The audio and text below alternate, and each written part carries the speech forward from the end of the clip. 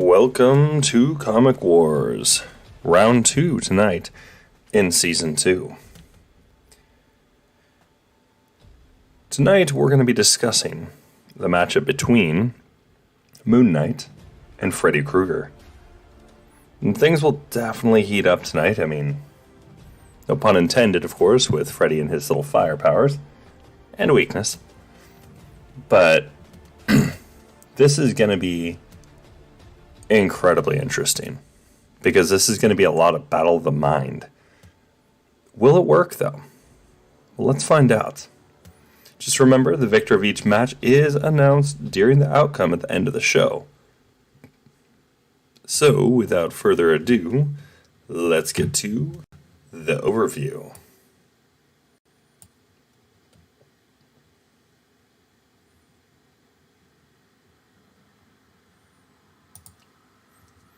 As usual, if we had a guest, this is where the intros would be coming in, and of course no guest tonight. I had one that I thought would have been lined up, but didn't actually occur, not a big deal. But this is where we would get their guesses and get a little bit of witty banter from them, of course. After that, then we get into the background details. This is where we start breaking things down, such as height, weight, age, personality, their occupation, little tidbits about them, things like this. Doesn't always play a key factor, but sometimes, and we've had matches where these connect with the rest of their stats to really ignite quite the powerful comboing. So, but it's not always the case. But after that, then we get into their feats. This is where we start looking at each of their greatest feats of skill, durability, speed and agility, martial prowess, ingenuity, gadgets and or weaponry, and powers. This is also where we go over their weakness. Of course, if they have any weaknesses, this is where we go and lay these out as well. I forget to mention this sometimes, but not all the characters really come with a whole lot of weaknesses per se. But this is where we go and outline all that.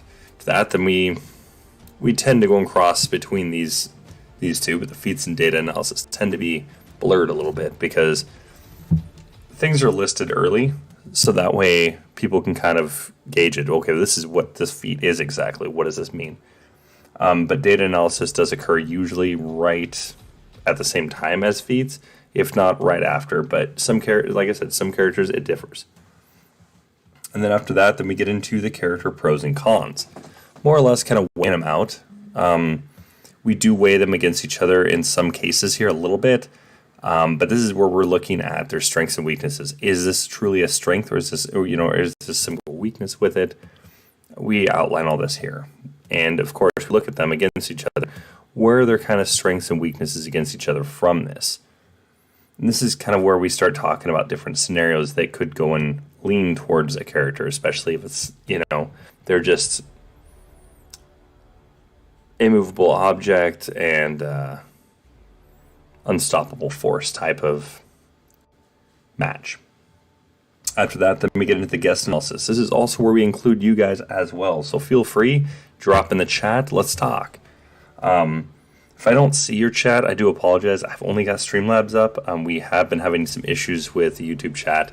I'm not able to actually see it through Streamlabs, so I'm trying to work these things out, but it's going to take a bit before I can actually figure this all out. But if you guys aren't, popping up over in the chat, there's always the comment section down below. Let's talk. What do you guys think of the matchup? Who do you guys think are going to win, beforehand, and maybe reply with who wins after.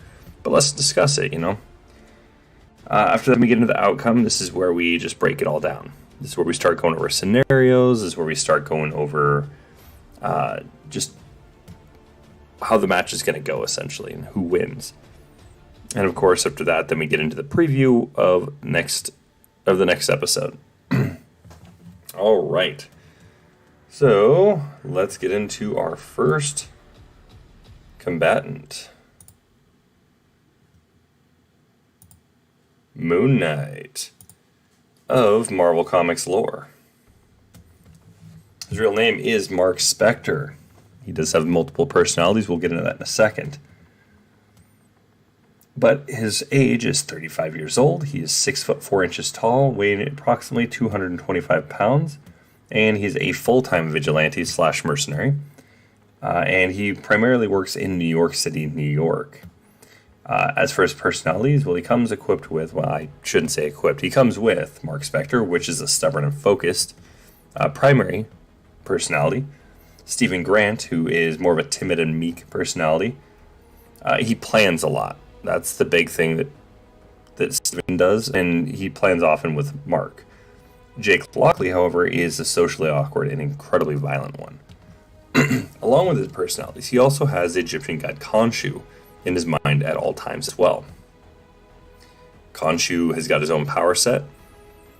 We mentioned it before, but we're going to kind of talk a little bit about that because this is going to be a battle of the mind, and Mark's essentially got several personalities and all this that could potentially pull Freddy out, because we saw last time Pinhead couldn't pull Freddy out.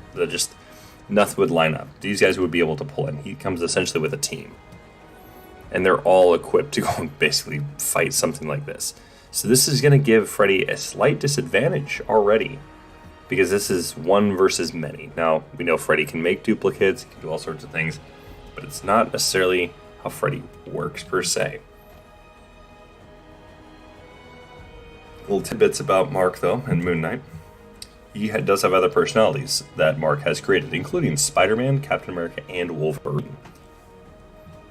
Just to name a few.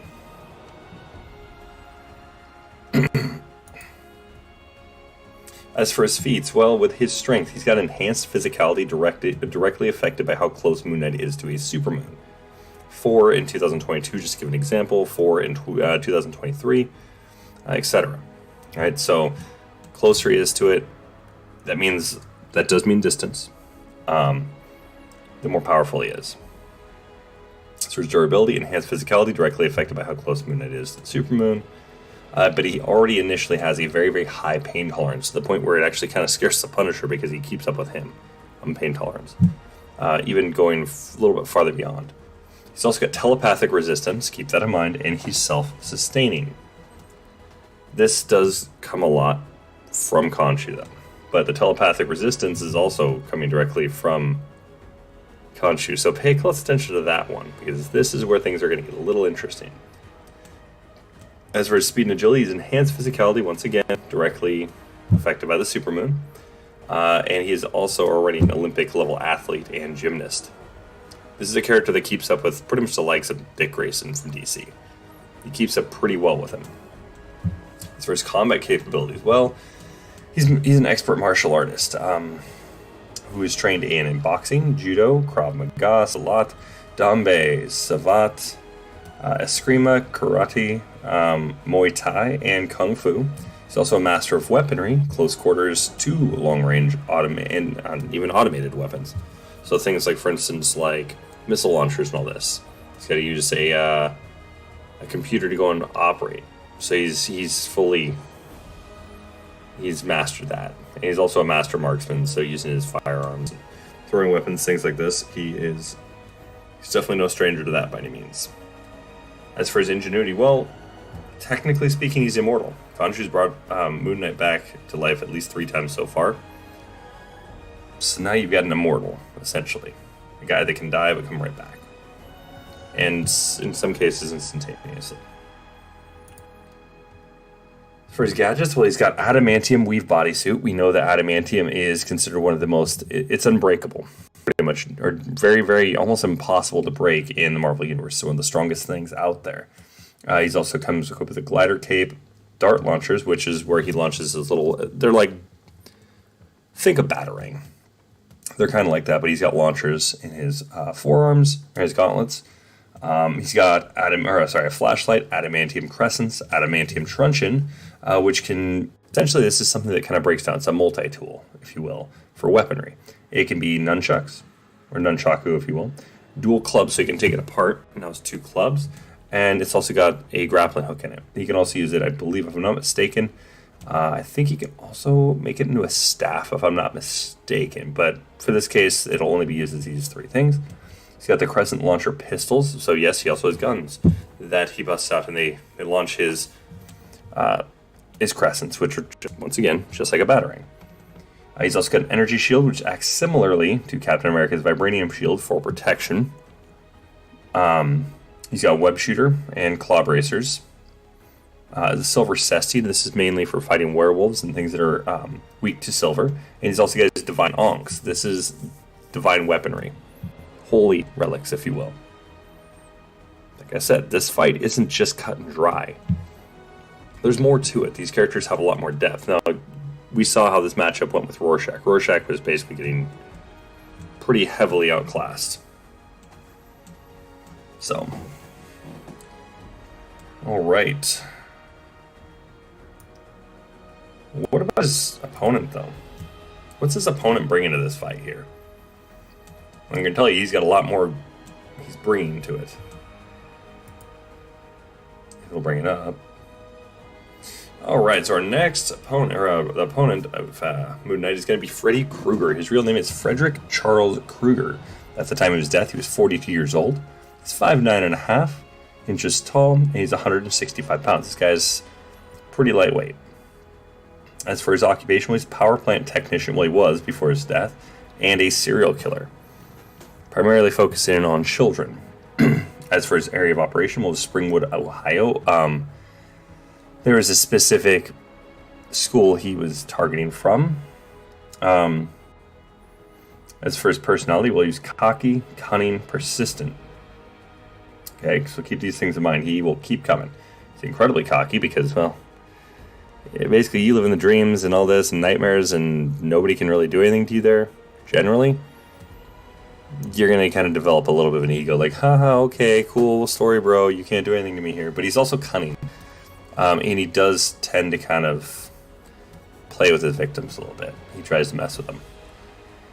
But, just a little tidbit here, he's a former dream master with an incredibly tragic and horrific story as a child. However, his adult life was horrifying, disturbing, and disgusting. I'm not going to break it into it because it's disturbing. But the character itself is an interesting combatant. So that's why I wanted to bring him in this season. Once again, this is more about villains and characters that are kind of just warped, if you will, for whatever that reason might be. So now we have a character that he's got two different skill sets. You got one outside of the dream world, and then one inside of the dream world. And we've already established Freddy has to be in the dream world initially. That's where he's going to start. He isn't going to come out to the real world. He's going to be in the nightmare first. So this is always where we're going to start. It's always going to be in Freddy's favor initially. That's how this operates. So outside of the dream world, well, his strength was above average human level. He's not like superhuman by any means. So that should tell you some things. As for his durability, well, he's got clothing on. Okay, so just throwing that out there. But he has tanked a hit from a tank shell and has lost limbs while fighting Jason Voorhees, and he also continued to fight during this. This is during the Freddy vs. Jason movie. He's also done that during the Freddy vs. Jason vs. Ash arc, but we're not using that one because that's where he gets Necronomicon and essentially becomes lowercase g god tier, if you will. His speed and agility, well, he's incredibly agile as he often dodges several incoming attacks and counterattacks from his opponents, including Jason Voorhees. This means basically they'll be swinging, he'll move out of the way and just start counterattacking. They'll swing again, he'll move out of the way and start counterattacking. That's generally how he likes to fight. Think like a boxer, like a featherweight boxer going against a heavyweight. That's how he's going to be doing things. He's not going to be trying to go and operate in there, taking the hits and tanking the hits. Even though he could, he's not going to generally tank the hits. He wants to move out of the way and just start slicing and dicing. He often uses the bob and weave style evasive movements. This is exactly what I'm trying to talk about here. As for his combat capabilities, well, he's not a trained fighter. And as for his ingenuity, he uses trickery and cunning to cause opponents to panic, which increases his power and potency in combat. He also has a very slow regeneration. Once again, using the trickery and cunning in combat, outside the dream world, going against somebody that knows what they're doing, this is going to prove to be a little difficult for him because he's not a trained fighter. He's got years of experience, but still, it's in his nightmares in the nightmares he operates. And for his powers outside the dream world, well, he's got fire manipulation. Keep in mind, this is all with his dream demons. He has to have his dream demons to be able to have these powers. Fire manipulation, telekinesis, and regeneration. Once again, slow regeneration. So he's not Wolverine or Deadpool, for instance. It's not instantaneous.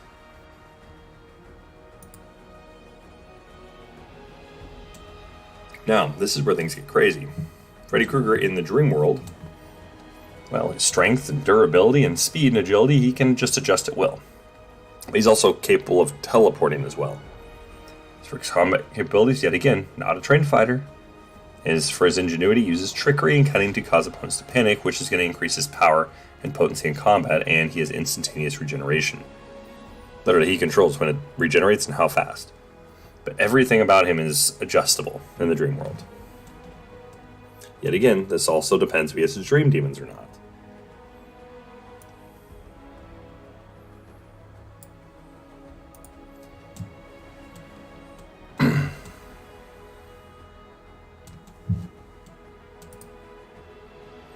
As for his powers in the dream world, he's got a plethora of them. Age manipulation, animal manipulation, dream world manipulation. Yes, he can just manipulate the dream world as it is. Duplication, yes, he can duplicate himself multiple times, all retaining the same level of strength, power, and all this. Elasticity, empowerment from fear. So he gets stronger the more fear he is throwing out there. Pay attention to personality types. This is where this is going to matter here. Instantaneous regeneration, intangibility, invisibility, memory manipulation. This is also an interesting one here. Possession, yes, he can possess somebody. Reality warping, size manipulation, soul absorption, soul manipulation, spatial manipulation, technology manipulation, teleportation, time manipulation. Keep in mind, this is in the dream world. Immersion, so you can pull people into objects from outside of the dream world. This is how these matches are typically going to start. The farther along he goes, this is how they'll go. He'll be pulling them in, essentially, because most of these characters, they're not going to be asleep. He's also got telepathy, self-sustenance, so he doesn't need to eat, breathe, or anything. He's just fine. He's also got resurrection and immortality capabilities, but once again, this is reliant on his dream demons, as they are the ones that are going to instantly revive him. Now, he does have some pretty big weaknesses here. Holy relics, crosses, holy water, etc. His reflection is a slight weakness because it will throw him off. He doesn't like his appearance. Basically what it is, and anything will catch him off guard at that point. But he can be pulled out from the dream world. He's weak to fire, susceptible to death if his dream demons leave him. He can be beaten out in the real world. He can die. What happens when he dies? Chances are they won't revive him outside of the dream world. They generally don't. But once again, they can, and they have outside of they've even kept him alive even during the Freddy vs. Jason movie because his head was cut off, completely severed by Jason, and, well, he was still alive and kicking. Well, winking, rather. So this is just how these two characters play out. Now, in this one, we don't really need to adjust anything. We don't need to really explain, okay, well, this guy's feats. Nah, not really. No matter how we look at this, you're looking at a typical street-level superhero. They can also contend with gods because he's contended with Thor and actually beat him. He's contended with other characters like this. He's fought supernatural characters and won. So we're going to be skipping data analysis is what I'm saying here. So this is where I'm going to ask you guys, what do you guys think? Who do you think wins here? Has your opinion changed at this point? I give you guys until 10:30, so that should just be another couple seconds or so.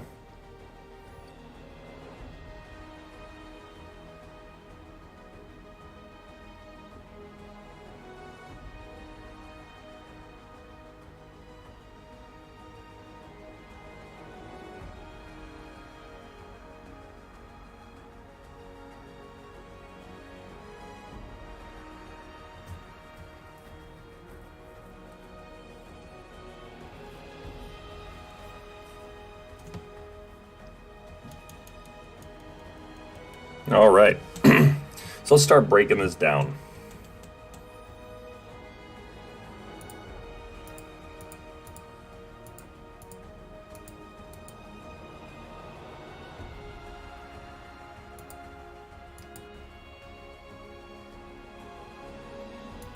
I gotta turn all these back on so we can just start moving through these.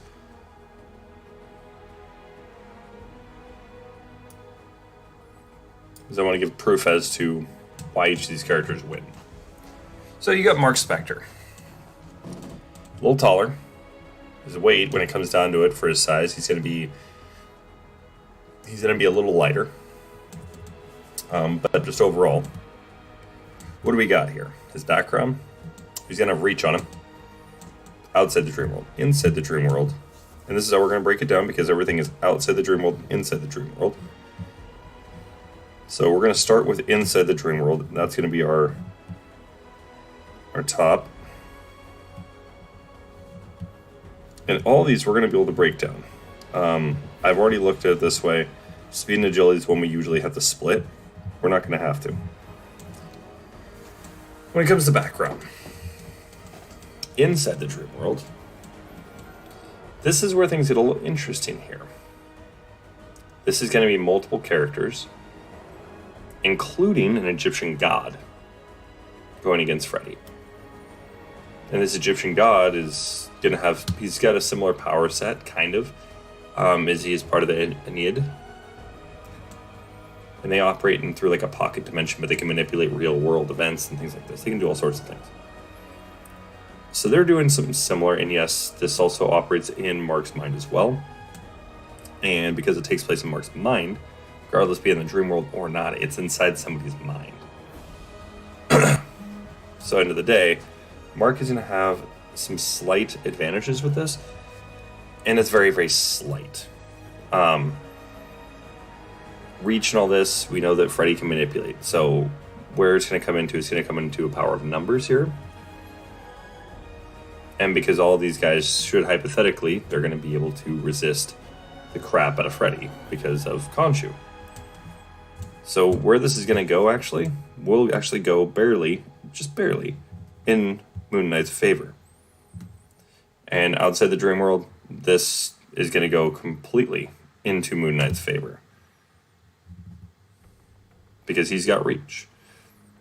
His personalities can shift. Steven's not going to want to come